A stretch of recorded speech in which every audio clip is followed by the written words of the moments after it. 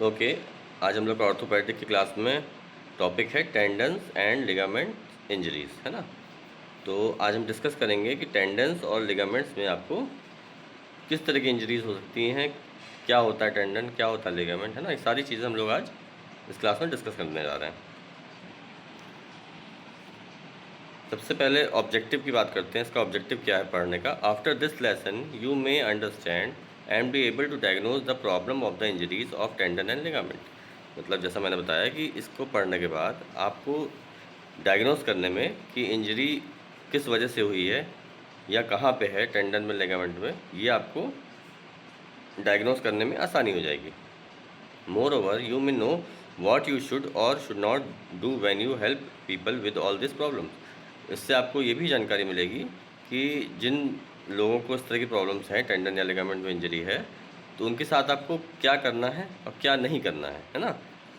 ये सारी चीज़ें आप लोग यहाँ पे जान सकोगे। नेक्स्ट आता है कंटेंट। इसका कंटेंट क्या क्या होगा। Introduction, tendon and ligament injuries, फिर tendon injury, ligament injury, tendonitis and bursitis. ठीक है, ये सारे इसके कंटेंट हैं।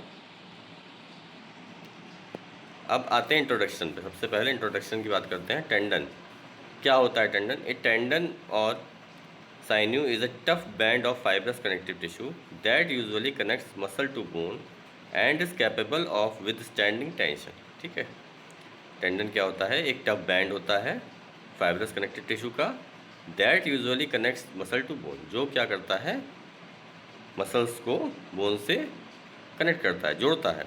And is capable of withstanding tension, और ये कैपेबल होता है, जो भी वहाँ पे टेंशन है उस बन रही है उसके लिए ये कैपेबल होता है। Tendons are similar to ligaments and fascia. Tendons जो होते हैं वो लिगामेंट और फेशिया के सिमिलर होते हैं। All three are made of collagen. जो ये तीनों हैं आपके टेंडन, लिगामेंट, कोलेजन, फेशिया, तीनों ही आपके कोलेजन से मिलकर बने होते हैं, है ना। टेंडन, लिगामेंट, फेशिया, तीनों ही आपके कोलेजन से मिलकर बने होते हैं। नेक्स्ट आता है आपका लिगामेंट। लिगामेंट क्या होता है। In anatomy a ligament is the fibrous connective tissue. Anatomy में लिगामेंट क्या होता है, फाइब्रस कनेक्टिव टिश्यू होता है, that connects bone to other bones, है ना। ये क्या करता है, बोन्स को दूसरी बोन से जोड़ता है, एक बोन को दूसरी बोन से जोड़ता है। It is also known as articular ligament, articular larua, fibrous ligament or true ligament. ठीक है, तो यहाँ तक समझ में आ गया कि लिगामेंट जो होता है वो क्या करता है, बोन को बोन से जोड़ता है। जैसे कोई जॉइंट है, वहाँ पे क्या है, दो बोन होती हैं, तो बोन मिल के जॉइंट बनाती हैं, तो उस जॉइंट को बनाने के लिए लिगामेंट एक बोन को दूसरे बोन से अटैच करता है। ठीक है, जैसा कि डायग्राम में दिखाया गया है, ऊपर का डायग्राम देखिए, टेंडन है जो कि मसल्स रेड कलर की है, उसको जोड़ रहा है आपकी बोन से। नीचे वाला क्या है, लिगामेंट है, जो कि बोन को बोन से जोड़ रहा है। Tendons and ligaments injuries cause. ठीक है, टेंडन लिगामेंट इंजरी के क्या कॉज होते हैं। एक्यूट इंजरी कैसे होती है। It is caused by a sudden trauma such as fall, twist और ब्लो टू द बॉडी। ठीक है, एक्यूट इंजरीज कैसे होती है, उसका कॉज क्या है, ये सडन ट्रॉमा, मतलब कोई अचानक से कोई ट्रॉमा हो जाए, सच एज फॉल, या जैसे अचानक से कोई गिर जाए, ट्विस्ट हो जाए, और ब्लो टू द बॉडी, या कोई चीज़ उस पर टकरा जाए बॉडी में, है ना। Example of an acute injury include sprain, strains and कंट्यूजन्स। जो एग्जाम्पल्स होता है एक्यूट इंजरी का, क्या होता है, स्प्रेन, स्ट्रेन एंड कंट्यूजन्स, है ना। फिर आता है overuse injury. Overuse injuries occur gradually time, है ना। जो ओवर यूज इंजरी होती है वो एकदम से नहीं होती, सडन नहीं होती है, वो क्या है, ग्रेजुअली समय के साथ धीरे धीरे धीरे धीरे बढ़ बढ़ के हो जाती है। वैन एथलेटिक और other activity is repeated so often. जैसे कोई एथलीट है ना, या कोई ऐसा बंदा है जो कोई एक्टिविटी है जो डेली कर रहा है। ठीक है, areas of the body do not have enough time to heal. तो क्या होता है कि जिस जहाँ जहाँ पे उसको दिक्कत होती है वहाँ पे उसको हीलिंग का टाइम नहीं मिलता है उस एरिया में। ठीक है, बिटवीन ऑकरेंसेस, मतलब बार बार वो हो रहा है। क्यों हो रहा है? क्योंकि उसको रेस्ट करने का टाइम नहीं मिल रहा है।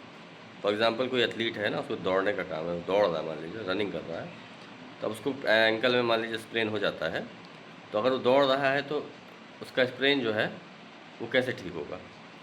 रिकरेंट उस पर इंजरी होती रहेगी, है ना, बार बार उस पर खिंचाव आता रहेगा, इस वजह से वो हील नहीं हो पाएगा properly. Tendinitis and bursitis are common soft tissue. Tendinitis और बर्साइटिस क्या होते हैं? ये कॉमन सॉफ्ट टिश्यू में इस तरह की इंजरीज होती हैं, टेंडनाइटिस और बर्साइटिस। फिर बात करते हैं injuries to ligaments. An injury to a ligament is termed as a sprain. जब किसी लिगामेंट में कोई इंजरी होती है उसे हम बोलते हैं स्प्रेन।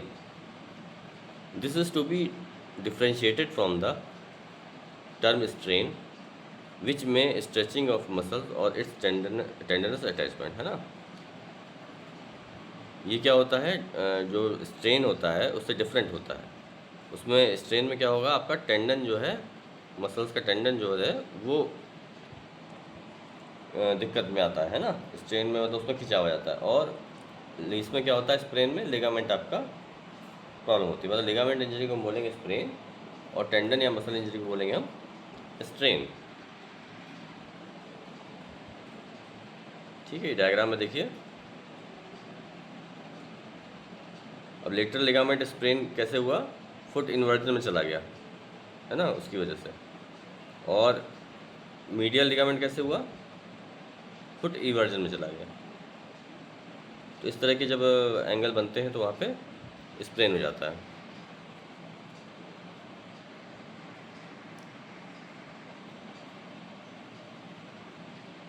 फिर हम बात करते हैं क्लासिफिकेशन की। Sprain are classified into 3 degrees. A first degree sprain is a tear of only a few fibers of the collagen ligaments, characterized by minimal swelling, localized tenderness, but little functional disability. तो first degree sprain क्या होता है? Tear of only few fibre. इसमें क्या होते हैं, जो ligaments के कुछ फाइबर जो हैं वो टीयर हो जाते हैं। कैरेक्टराइज बाय मिनिमल स्वेलिंग, और इसमें स्वेलिंग जो होती है बहुत कम होती है, मिनिमम होती है। लोकलाइज टेंडरनेस होती है, बट लिटिल फंक्शनल डिसेबिलिटी, लेकिन कोई फंक्शनल डिसेबिलिटी नहीं होती है। फिर बात करते हैं सेकंड की। Second degree sprain is the disruption of more ligaments fibres. ठीक है, सेकंड डिग्री स्प्रेन में क्या होगा आपका? मोर लिगामेंट फाइबर्स इसमें इंक्लूड होंगे ना, उसकी जो स्प्रेन होगा उसमें कई फाइबर्स में टीयर हो जाएगा। With more loss function and more joint reaction with mild to moderate instability. फिर क्या होगा इससे? मोर लॉस फंक्शन में ज़्यादा लॉस होगा, and more joint reaction with mild to moderate instability. फिर क्या होगा? माइल्ड टू मॉडरेट, जो इंस्टेबिलिटी जो होगी उसकी माइल्ड टू मॉडरेट होगी, मतलब जॉइंट स्टेबिलिटी जो है वो माइल्ड टू मॉडरेट थोड़ा सा डिस्टर्ब हो जाएगी। फिर थर्ड आता है आपका, ये third degree sprain is the complete disruption of the ligament with severe swelling and bruising. Third degree sprain क्या होता है? Is the complete disruption of the ligament. इसमें क्या होता है? कंप्लीट लिगामेंट इंजरी होगी है with severe swelling and bruising. ठीक है, बस सीवियर स्वेलिंग और ब्रूसिंग के साथ होगी। इसका क्लासिफिकेशन क्या हो? ग्रेड 1 में क्या होगा? लिगामेंट स्ट्रेच्ड और स्लाइटली टॉर्न। देखिए पहले में देखिए डायग्राम में, लिगामेंट क्या हो रहे हैं? स्ट्रेच्ड हो रहे हैं और स्लाइटली टॉर्न हो रहे हैं, मतलब हल्का सा उसमें दिक्कत है। और सेकंड में क्या है? ग्रेड 2 में लिगामेंट्स पार्शली टॉर्न। इसमें क्या, लिगामेंट जो पार्शली टॉर्न हो चुके हैं। ग्रेड थर्ड में क्या है?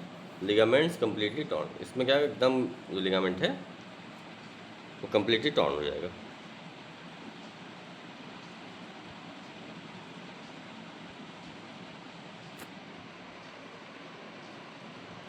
इसके बाद बात करते हैं मैनेजमेंट की।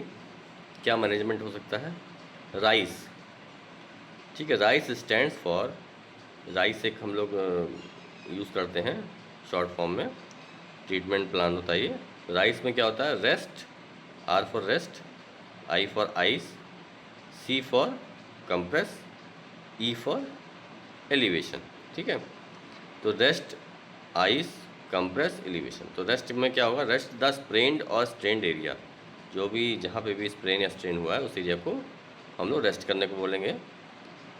If necessary use sling for an acute injury और क्रचेस फॉर ए लेग और फुट इंजरी, है ना। तो क्या करेंगे, अगर आप वहाँ पे आपको ज़रूरत लगती है तो एक स्लिंग देंगे, है ना। अगर कोई इसको इंजरी हुई है इस तरह की तो एक स्लिंग दे देंगे, और क्रचेस फॉर ए लेग और फुट इंजरी, अगर कोई लेग या फुट में इंजरी हुई तो वहाँ पे क्रच देंगे, क्रच का सपोर्ट दे देंगे उसको। स्प्लिंट एन इंजर्ड फिंगर, ठीक है, और by taping it to an adjusting finger और टो, क्या करेंगे, स्प्लिंट लगा देंगे इंजर्ड फिंगर में, या फिर टेप के थ्रू उसको उसके साइड वाले फिंगर से या टो से बांध देंगे, है ना, रोक देंगे, स्टेबलाइज कर देंगे। नेक्स्ट आपका क्या है, ice for 20 minutes every hours, मतलब हर घंटे पे उसको 20 मिनट के लिए आइस का देना, सिकाई करनी है। Never put ice directly against the skin और इट में डैमेज द स्किन, मतलब कभी भी स्किन पे डायरेक्ट आइस को नहीं देते हैं वरना वो स्किन को डैमेज कर देगी। Use a thin towel of protection, वहाँ पे क्या करना है, पतला टॉवल जो है वो यूज़ करना है।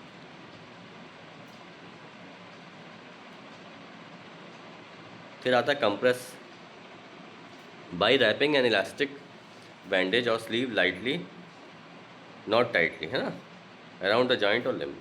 क्या करना है, जो भी जहाँ पे भी आपको दिख रहा है स्वेलिंग बहुत ज़्यादा है या वो है तो एडिमा हो गया है, तो वहाँ पे क्या करेंगे, इलास्टिक क्रिप बैंडेज बांधेंगे, लेकिन बहुत ही हल्के हाथ से बांधना है, बहुत टाइट नहीं बांधना है, ठीक है। अराउंड द जॉइंट और लिम्ब, किसी भी लिम्ब या जॉइंट के अराउंड बहुत टाइट नहीं बांधना, उसको हल्के हाथ से बांधना है। Specialised braces such as for the ankle can work better than an elastic bandage for removing the swelling.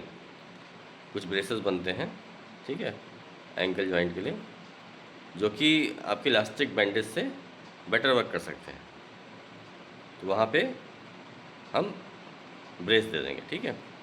Elevate the area above heart level if possible, जो एरिया है जिसमें दिक्कत हुई है, चोट लगी है, उसको उसका एलिवेशन कर देंगे, तो उसको ऊंचा उठा देंगे, कहाँ तक, हार्ट लेवल से ऊपर तक, है ना, मतलब कि 5 से 6 इंच बॉडी वेट से ऊंचा उसको उठा के एलिवेट कर देंगे। अब राइस का प्रोटोकॉल जो होता है उसका देखिए डायग्राम दिया हुआ है कि रेस्ट, फिर आइस, फिर कंप्रेशन बैंडेज, फिर एलिवेशन, ठीक है। मैनेजमेंट में क्या क्या आ जाता है, give an over the counter NSAID non steroid anti inflammatory drugs like ibuprofen, है ना, एसिटामिनोफेन और एस्पिरिन, ठीक है। एस्पिरिन जो है वो 19 ईयर से अंदर एज में नहीं देते हैं, ये ध्यान रखना है। और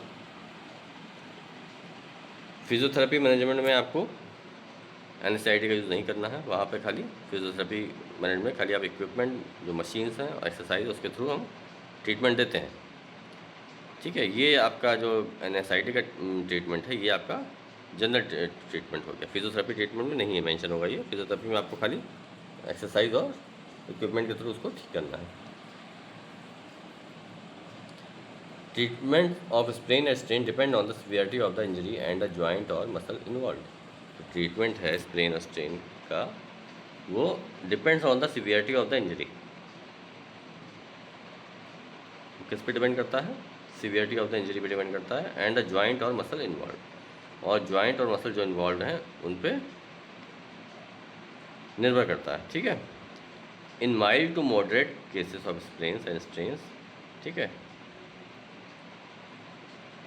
ठीक है। Rest and ice sufficient treatment, मतलब in mild to moderate cases में क्या होगा, स्प्रेन और स्ट्रेन में रेस्ट करा देंगे और आइस दे देंगे तो उतना ट्रीटमेंट सफिशिएंट होगा।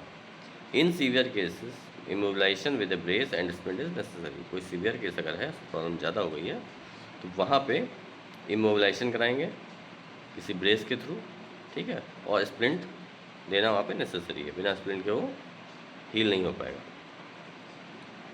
इन rare case of severely ruptured muscles और टॉर्न लिगामेंट्स सर्जरी में नीडेड, और अगर मान लीजिए बहुत कोई सीवियर केस है जिसमें बिल्कुल ही तरह से रप्चर हो चुकी है मसल या लिगामेंट, तो वहाँ पे आपको सर्जरी करवानी पड़ेगी।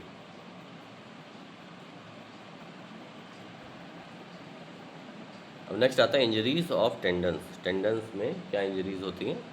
N injury to tendons called strain. ठीक है, टेंडन में जो इंजरी होती है उसे हम बोलते हैं स्ट्रेन।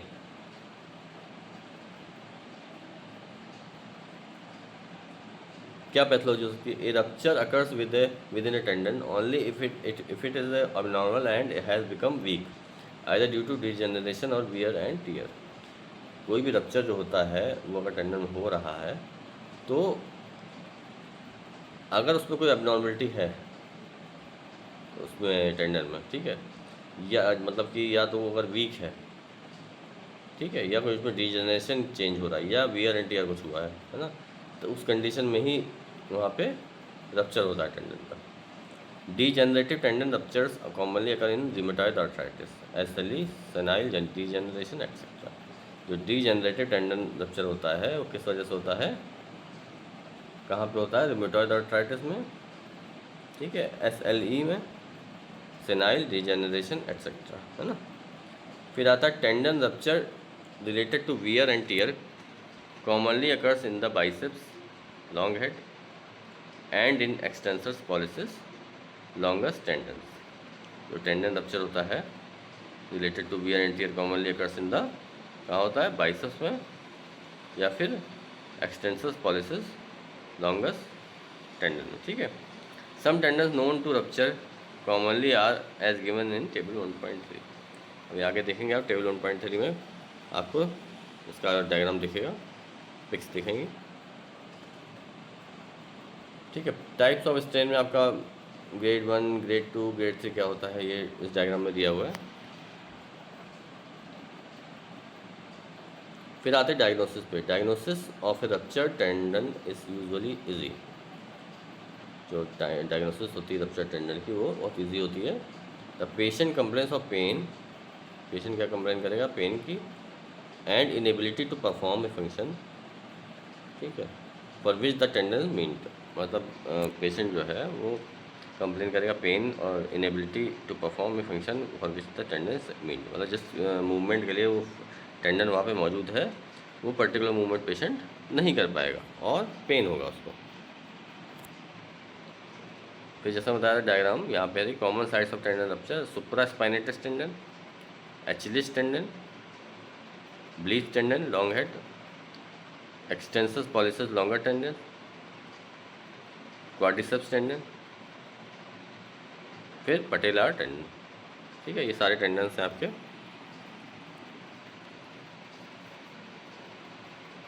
फिर ट्रीटमेंट पे आते हैं। The best treatment of a fresh rupture is to regain continuity by end to end repair or with the help of a tendon graft, ठीक है। सबसे बेस्ट ट्रीटमेंट क्या होता है इसका? फ्रेश रप्चर का कोई तुरंत हुआ है, is to regain continuity by end to end repair, मतलब उसकी कंटिन्यूटी को एंड टू एंड रिपेयर करेंगे और with the help of a tendon graft, या फिर उसमें एक टेंडन ग्राफ्ट लगा देंगे। In cases where the repair is not possible, कुछ केसेस में जहाँ पे रिपेयर पॉसिबल नहीं है और कॉजेज प्रोलॉन्ग्ड मॉर्बिडिटी, ठीक है, और जो कॉजेज हैं वो प्रोलॉन्ग मॉर्बिडिटी है, ए टेंडन ट्रांसफ़र में भी परफॉर्म, तो वहाँ पे क्या होगा? टेंडन ट्रांसफ़र आपको परफॉर्म करना पड़ेगा। In some old tendon ruptures especially in the elderly there may be only a minimum functional disability, these patients do well without treatment, ठीक है। कुछ पुराने जो रप्चर्स होते हैं टेंडन के वो क्या होते हैं? Easily, specially in the elderly there में भी only a minimum functional disability ना, तो क्या होता है उसमें? मिनिमम फंक्शनल डिसेबिलिटी होती है। These patient do well without treatment, ऐसे पेशेंट क्या होता है बिना ट्रीटमेंट के भी ठीक हो जाते हैं, है ना। फिर हम बात करते हैं टेंडनाइटिस। टेंडनाइटिस क्या होता है? Also called tendinitis is an inflammation और irritation of a tendon, a thick cord that attach bone to muscle, है ना। टेंडनाइटिस क्या होता है, also called tendonitis. It is an inflammation, ये क्या है, एक तरह का इन्फ्लामेटरी प्रोसेस है, और irritation of a tendon, a thick cord that attach bone to muscle. एक थिक कॉर्ड बनती है जो बोन को मसल से जोड़ती है। अब बात करते हैं कॉजेज़ की, इसके कॉज क्या क्या हो सकते हैं। There are many activities that can cause tendinitis. ठीक है, बहुत सारी एक्टिविटीज़ हैं जिनकी वजह से टेंडनाइटिस हो सकता है। पहला टेनिस, दूसरा गोल्फ, तीसरा शॉवेलिंग, चौथा पेंटिंग, पांचवा कारपेंट्री, छठा थ्रोइंग एंड पिचिंग,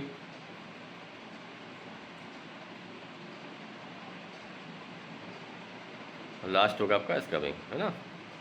ये सारे जो इसके कॉज होते हैं टेंडनाइटिस के।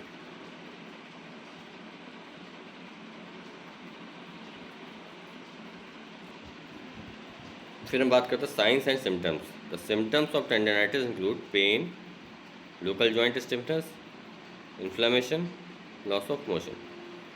ठीक है, इसके जो सिम्टम्स होते हैं टेंडनाइटिस क्या होते हैं, पेन होता है, लोकल जॉइंट स्टिफनेस होती है, इन्फ्लेमेशन होता है, और लॉस ऑफ मोशन होता है। ठीक है,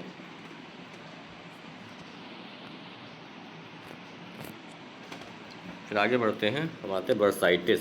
बर्साइटिस क्या होता है, बर्साइटिस द इन्फ्लामेशन और irritation of the bursa. Bursa आप लोग को मैंने पहले पढ़ाया था लास्ट सेमेस्टर में कि बर्सा क्या होता है, तो उसका अगर इन्फ्लामेशन हो जाता है उसे हम बोलते हैं बर्साइटिस। ठीक है, इज द इन्फ्लामेशन और irritation of the bursa. The bursa is a sac filled with lubricating fluid. Bursa क्या होता है, एक सैक फिल्ड होता है स्ट्रक्चर विद लुब्रिकेटिंग फ्लूइड उसमें बड़ा होता है, located between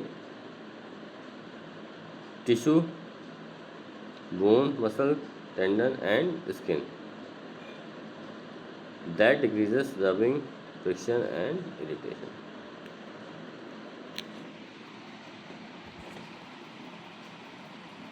अब etiology क्या होती है इसकी, bursitis is caused by repetitive minor impact, stronger impact, old age, effect from other effect from other problem may be nearby infection। ठीक है, तो कैसे बर्साइटिस होगा, रिपीटिटिव कोई मूवमेंट अगर हो रहा है बार बार तो हो सकता है। ठीक है, माइनर इम्पैक्ट या स्ट्रॉन्गर इम्पैक्ट है, कुछ चोट वोट लगी है उसकी वजह से हो सकता है, ओल्ड एज में हो जाता है, effect from other problems near by infection. ठीक है, या कोई अदर प्रॉब्लम हो जाए इन्फेक्शन की वजह से, तो ये भी एक कारण हो सकता है।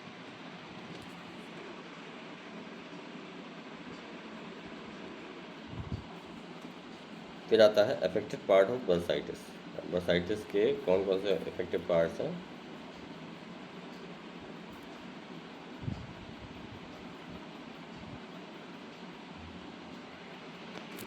The most common place where bursitis may occur, shoulder, elbow, ankle, knee, buttocks, hip and thigh. मतलब जो आपके मेन जो प्लेसेस हैं कॉमन बर्साइटिस की क्या है, शोल्डर है, एल्बो है, एंकल है, नी है, बटक्स है, हिप है और Thai.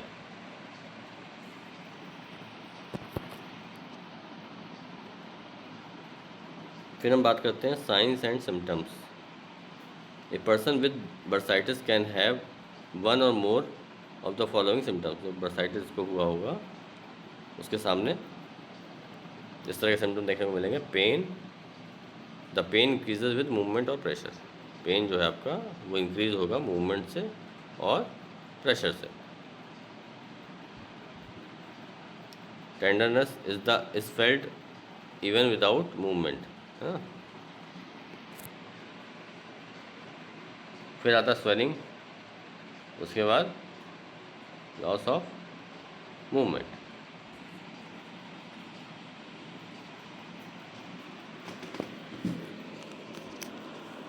If the bursitis is caused by an infection it is called septic bursitis. अगर बर्साइटिस जो है किसी इन्फेक्शन की वजह से हो रहा है तो उसे हम बोलते हैं सेप्टिक बर्साइटिस। द पेशेंट में have the following additional symptoms. ठीक है, तो पेशेंट में क्या होगा, आपको कुछ एडिशनल सिम्टम दिखेंगे इसमें।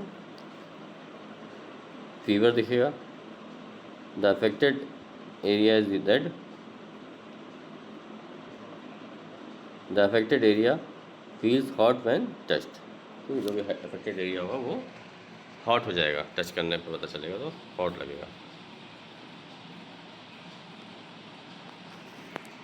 डायग्नोसिस कैसे करेंगे, an X-ray to make sure no bones are broken और फ्रैक्चर। ठीक है, एक नॉर्मल एक्सरे करा जाएगा चेक करने के लिए कि कहीं कोई और ब्रेक तो नहीं हुआ है, चोट तो नहीं लगी है।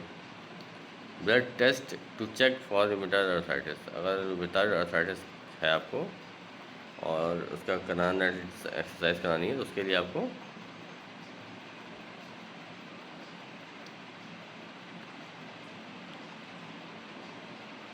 ब्लड टेस्ट कराना पड़ेगा। ठीक है, इस सीटी स्कैन और MRI scan to see if there is a torn tendon. ठीक है, एक सीटी या एमआरआई आपको कराना पड़ेगा अगर वहाँ टेंडन टॉर्न हुआ है, ठीक है, ज़्यादा डैमेज है तो।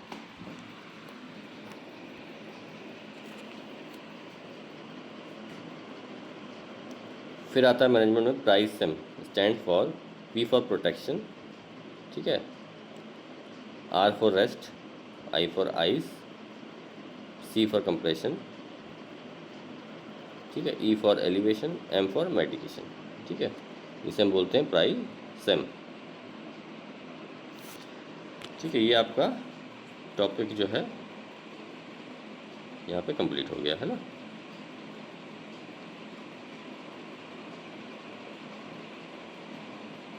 उसका रिवीजन आप लोग करते रहिए जिससे कि कोई दिक्कत ना आए, और कुछ भी प्रॉब्लम आती है तो आप हमसे डायरेक्टली पूछ सकते हैं।